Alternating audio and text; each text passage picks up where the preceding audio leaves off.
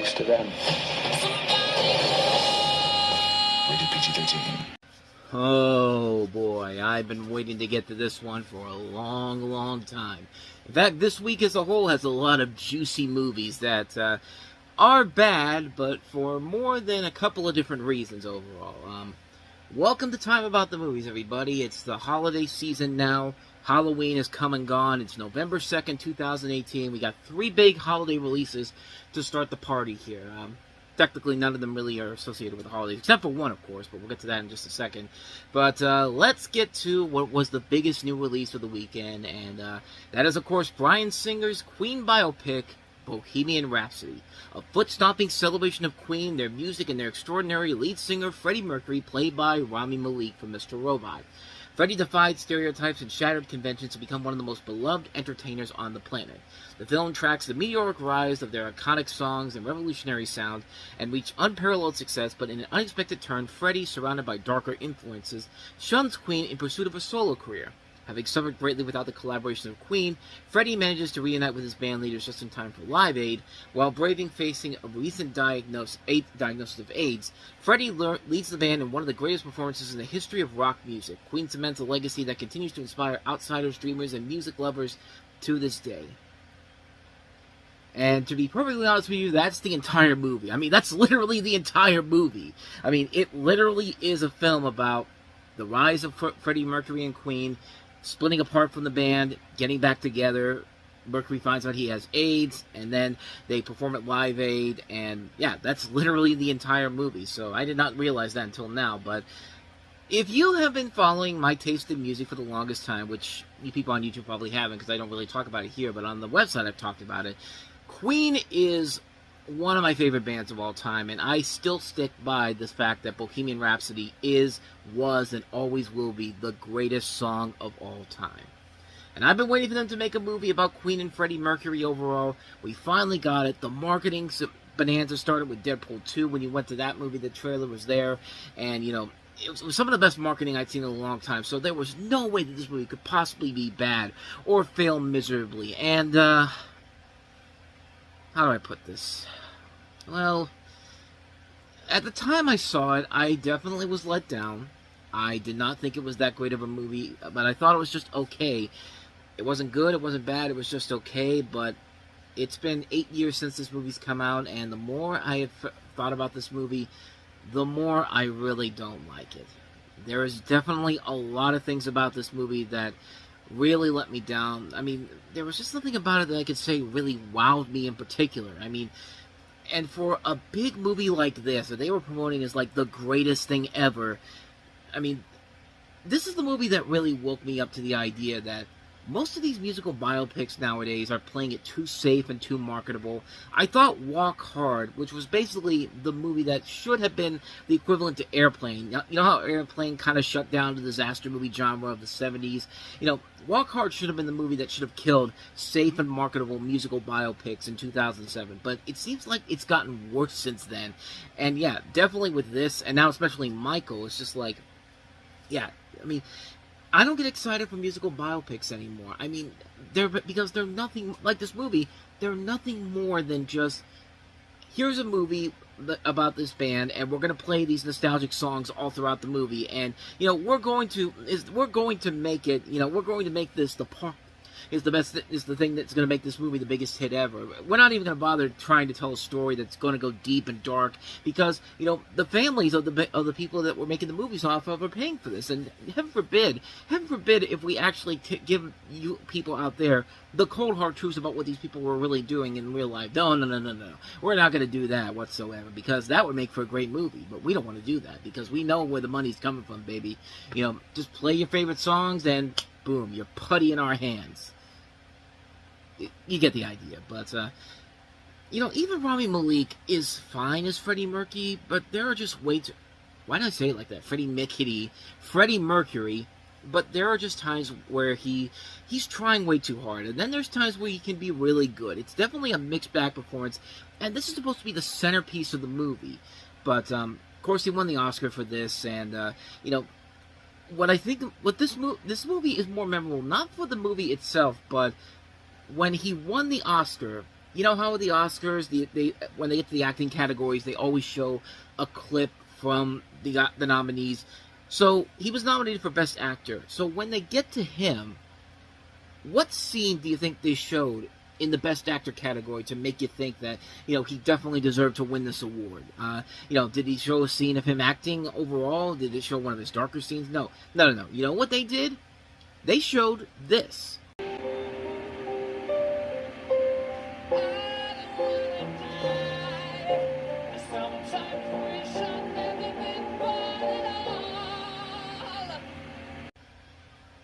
Whether or not this gets trimmed down or not because of copyrights, but that's the scene they showed them. Was there any acting there in that scene? No. It was Rami Malek just simply lip-syncing to the original Queen's Bohemian Rhapsody song without the music behind it. It was just the piano. Like, that's literally the same bit from the song. I know this because I've listened to Bohemian Rhapsody millions of times, and I can tell you, that's straight from the movie. That's not Rami Malek singing.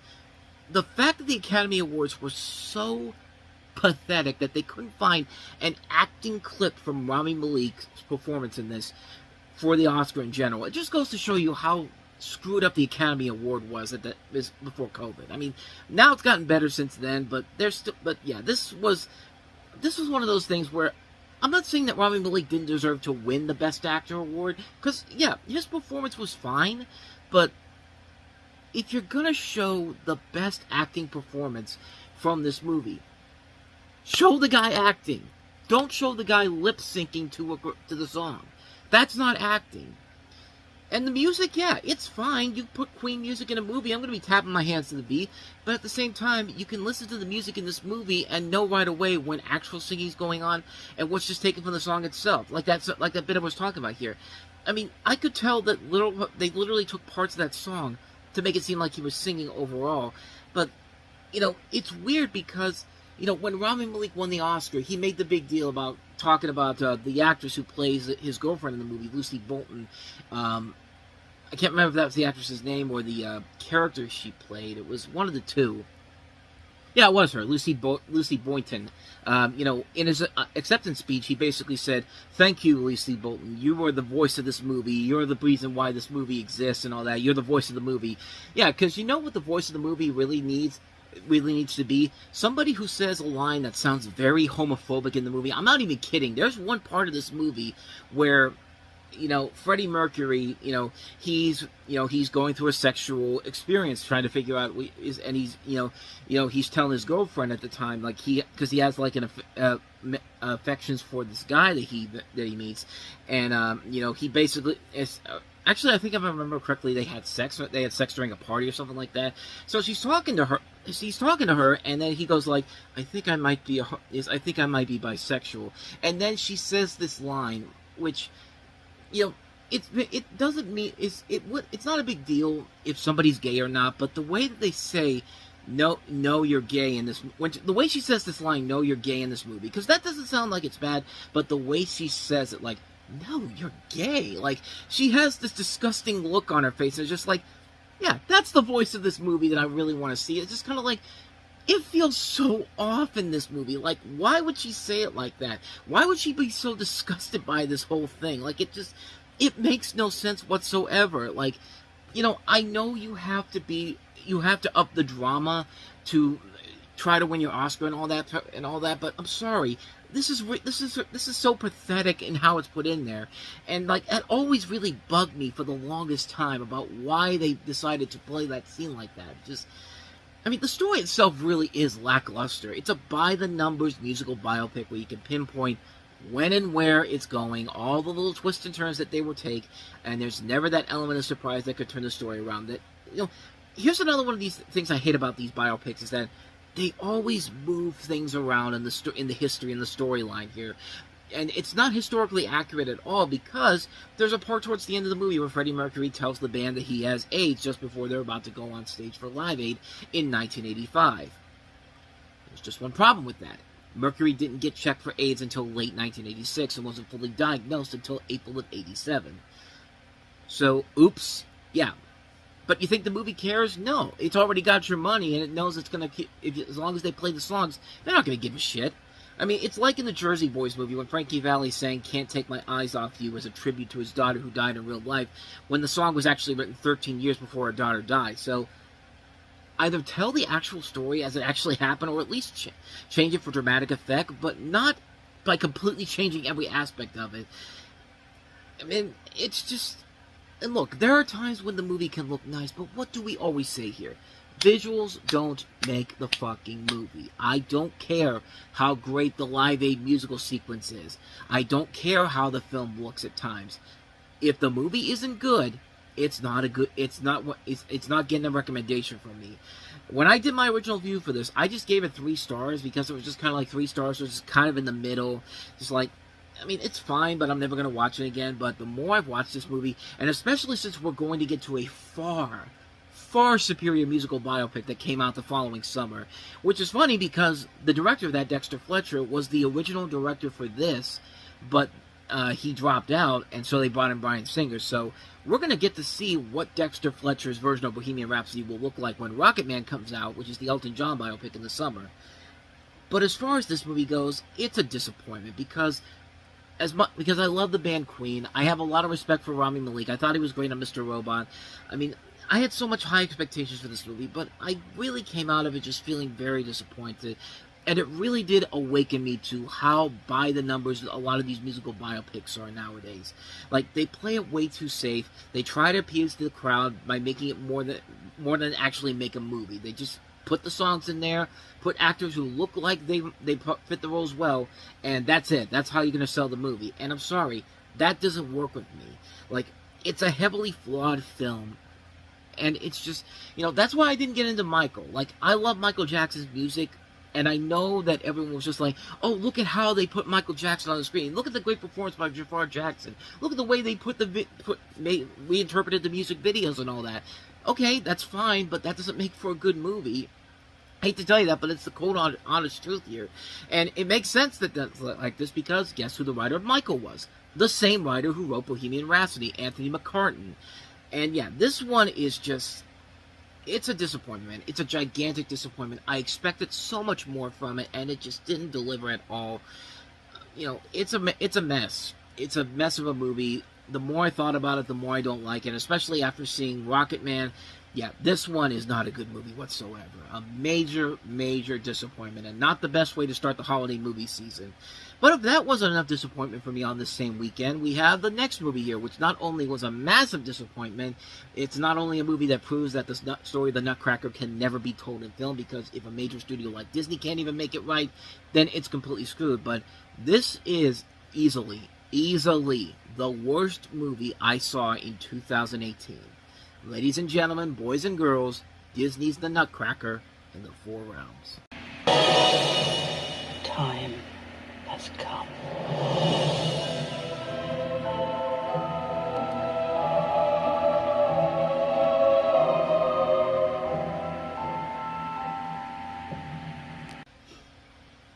Now, if I'm being perfectly honest, watching that trailer again, I should have seen the signs coming overall, because didn't that trailer overall seem very familiar to you? Let me tell you what I saw from that trailer. A little bit of Chronicles of Narnia, a little bit of Alice in Wonderland, even a little bit of Maleficent. These movies that, were part of what made Disney successful in the 2010s, but it feels like they crammed them all into this movie, from the visual aspect to the story department. And keep in mind, this is directed by 2 different directors, because Lasse Hallström, you see his name at the end of the trailer there, but he's actually one of 2 directors that this movie had. Joe Johnston came in to do reshoots, and they eventually credited him for the other co-directing credit here. So you have 2 different filmmakers with 2 very different, unique filmmaking styles coming together here, and the end result is about as bad of a movie as you could possibly imagine. So you got Mackenzie Foy as Clara, who is, of course, the main character of the Nutcracker, and all she wants is a key, a one-of-a-kind key that will unlock a box that holds a priceless gift from her late mother. A golden thread presented to her at Godfather Drosselmeyer's annual holiday party, Drosselmeyer, played by Morgan Freeman, leads her to the coveted key, which promptly disappears into a strange and mysterious parallel world. It's there that Clara encounters a soldier named Philip, a gang of mice, and the regents who preside over 3 realms: the land of the snowflakes, land of the flowers, and the land of sweets. Claire and Philip must brave the ominous Fourth Realm, home to the tyrant Mother Ginger, to retrieve Claire's key and hopefully return harmony to the unstable world. So, it's important to note that back when I first saw Action Point, in my original review, I said I would not see a movie worse than this one all in 2018. So good, June, July, August, September, October? Good 5 months, and then November 3rd happened, and, yeah. I think you know what I'm getting at here. I hate this movie. I hate this movie with a passion. It's not even funny. This was terrible. I mean, right from the beginning of the movie, it lost me, because you have this obviously fake as hell CG fly-through of London that is so terrible that it makes the CG fly-through of London in Disney's A Christmas Carol look more realistic by comparison. And that was an animated movie. That's how bad it is. We're not even a minute into the movie, and I'm already thinking to myself, this is going to be terrible. But if that was enough to already kill the mood, you meet the characters in the movie, and everyone in this movie is so detestable and so unlikable. You hate every single person in this movie. You hate the dad because he only has one emotion, and that is to be somber and have no personality to him whatsoever. You hate his kids, including Clara, because all they talk about is how much Mother was so much better at him than everything that Father was. It's like, yeah, way to ruin your relationship with your father already there, kids. I mean, seriously, like, imagine if I had the nerve to say that to my dad, that my mother was better than him, that my mother is better than him. Like, do you think he would be fine with that? Like, even if you said it as a little kid or an adult like now, yeah, that's definitely something that's going to play very well into the future overall. So, yeah, of course I'm never going to say that, because that'd be stupid to say that. You don't like the Nutcracker Soldier because he's just there to be the Finn to Clara's Rey. This is also taken from Star Wars, too. Like, you see what I'm saying here? There is a lot of this movie taken from more successful Disney properties. You hate the Regents, especially the Sugar Plum Fairy, which we're going to delve into later on, because that's a character that, oh my god, that character is just the worst in this. You hate every single person in this movie because they all have one role, no personality to them whatsoever. And yes, the movie does look great. The visuals are nice, very Christmas-like, but say it with me, folks. Visuals don't make the fucking movie. Have you got the point yet? I hope so. You can have the most gorgeous-looking movie ever made, but if everything else is shit, it doesn't matter. But where the movie completely falls off the rails is in the story department. Nothing of importance happens here. They basically have taken the cliched as hell, you're the chosen one that's going to save us all storyline, and do nothing new with it whatsoever. As I said, we've seen this done in Alice in Wonderland. We've seen this done in Star Wars. We've seen this done in so many movies. If you can't add something new to it, don't do it. Everything that happens here, you can automatically predict what's coming, when it's going to happen, what the big twists and turns are, and also what the overall message of the film is going to be. But, let's just get right to the biggest thing I hate about this movie.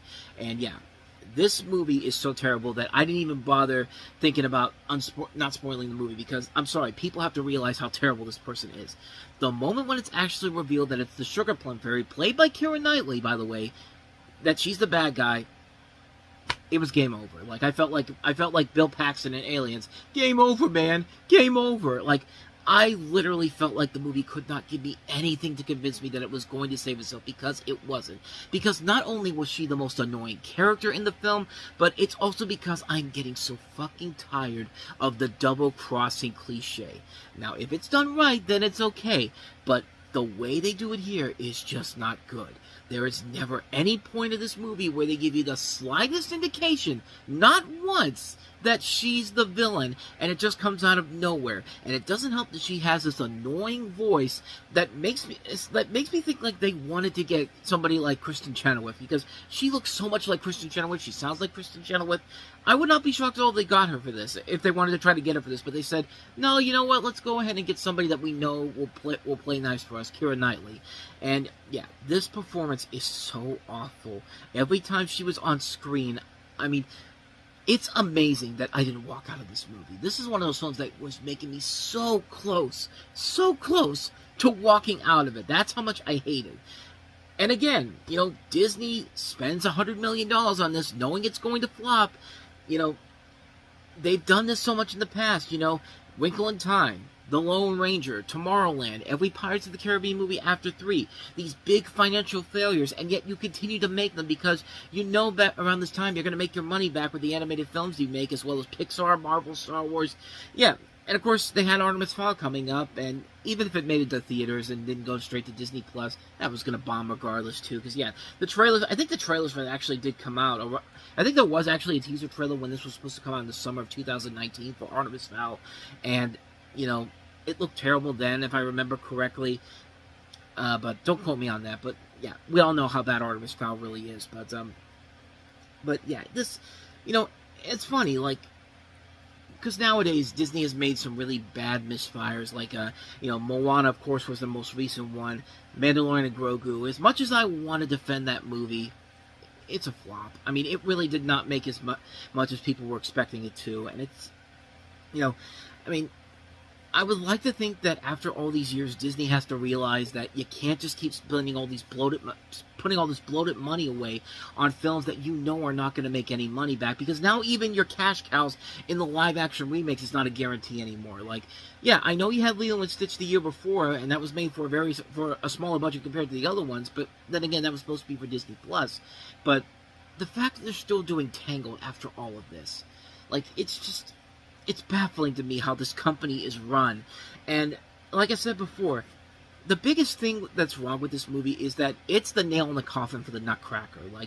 Every studio out there has tried and tried and tried to make the Nutcracker into a movie. I mean, every company has done this and have failed miserably at it. The only ones that have ever come close was the Warner Brothers 1993 Nutcracker movie with Macaulay Culkin, which even then wasn't really a movie. It was basically Macaulay Culkin doing a show with the ballet, and with I think it was the New York Ballet or something like that. It was something involving New York. Let me see if I can find it here. Here it is. Where is it? Where is it? Where is it? Come on, I know you're here somewhere. Yeah, the New York City Ballet. Okay, so, yeah, I mean, it's not the greatest version ever, but it's at least trying. And it says a lot when that's the best version that's right now in theaters, and yet there's been 2 other versions that have been slightly entertaining even if they're very silly.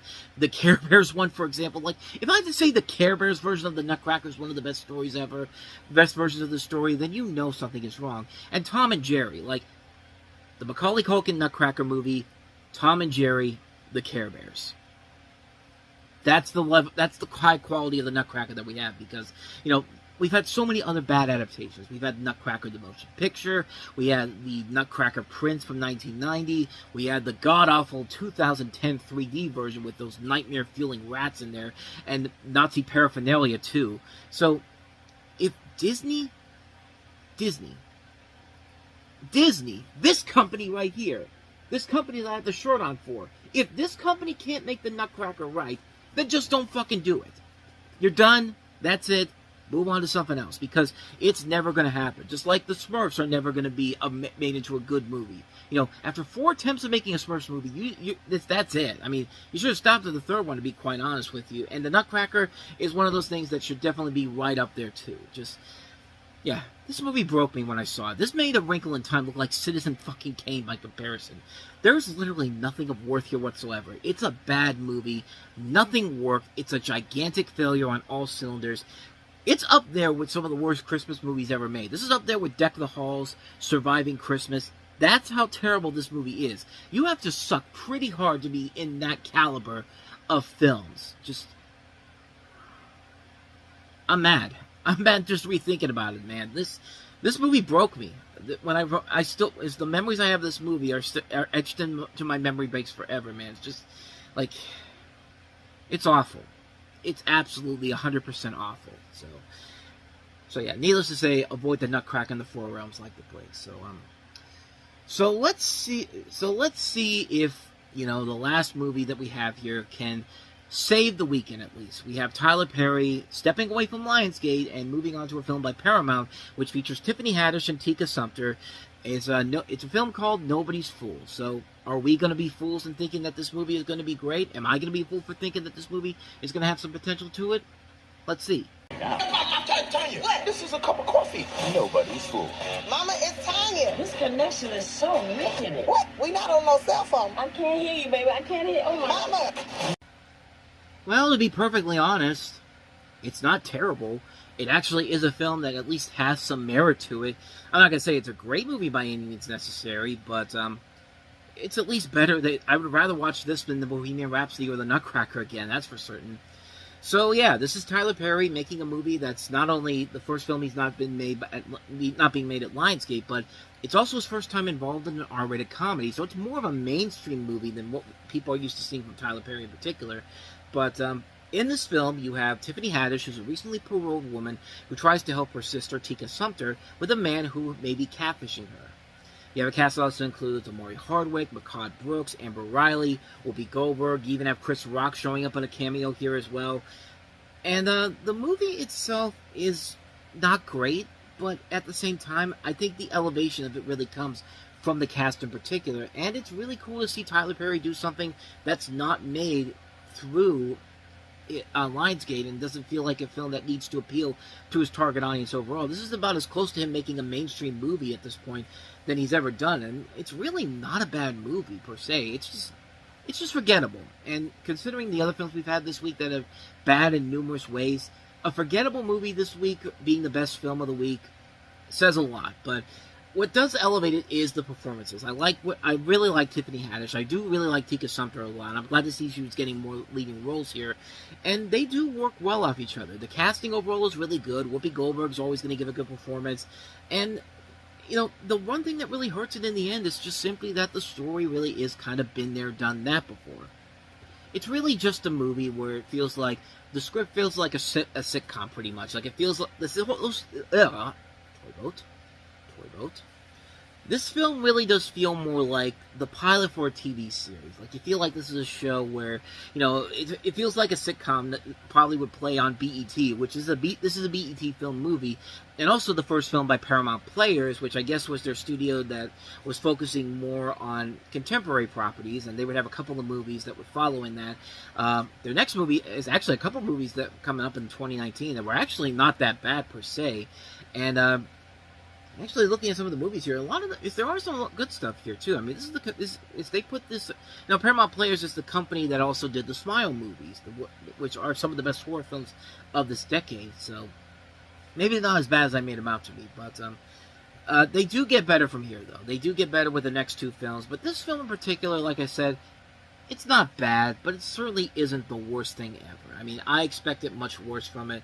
But like I said, considering what came out this weekend, the two high-profile releases being Bohemian Rhapsody and also The Nutcracker and The Four Realms, and this is the best thing to come out, it just goes to show you what kind of a weekend this really was. This was not one of the better starts to the holiday movie season overall. But like I said, Nobody's Fool, not bad, but not memorable either. But if I have to say it's the best movie over a Queen biopic and a Disney version of The Nutcracker, then you know how bad of a weekend it really was. So, there you go. That's my thoughts on Nobody's Fool. And thus, with all that said, we wrap up another episode of Time About the Movies, and like I said, not the best way to start the holiday movie season, isn't it? But I promise you it does get better, starting off the next weekend, because there is a lot of good stuff coming your way. We have what I think is probably the best Illumination movie to this point, The Grinch, which in some ways it's better than the live-action one, but other times it's not. And I'll explain why if you haven't seen the Christmas in July videos I did this past month, coming up on the next episode. I'll touch on that. We'll also take a look at yet another Paramount sci-fi movie that is definitely a Paramount Cloverfield movie that is better than the actual Cloverfield movie released by Paramount, and that is Overlord, which is also produced by J.J. Abrams. We have the return of the girl with the dragon tattoo in The Girl in the Spider's Web, Elizabeth Sounder, this time now played by Claire Foy. And we also have, what was the last movie we had here? Here it is. Jason Reitman's latest film, Hugh Jackman starring as Gary Hart in The Front Runner. Definitely not one of the better Jason Reitman movies overall, but is it that bad? I'll explain why tomorrow. I'll explain tomorrow. But we've got 4 films overall to look at on the next show: The Grinch, Overlord, Girl in the Spider's Web, and The Frontrunner. So we'll take a look at those films coming up tomorrow on the show, and I hope you will join me for that. Now, with all that said, thank you so much for watching this. I hope you enjoyed it. If you did, please go ahead and do me the honors of hitting that like button, that subscribe button, and that notification button. Also, don't forget to check out our playlist, and don't forget to check out the previous episode we did.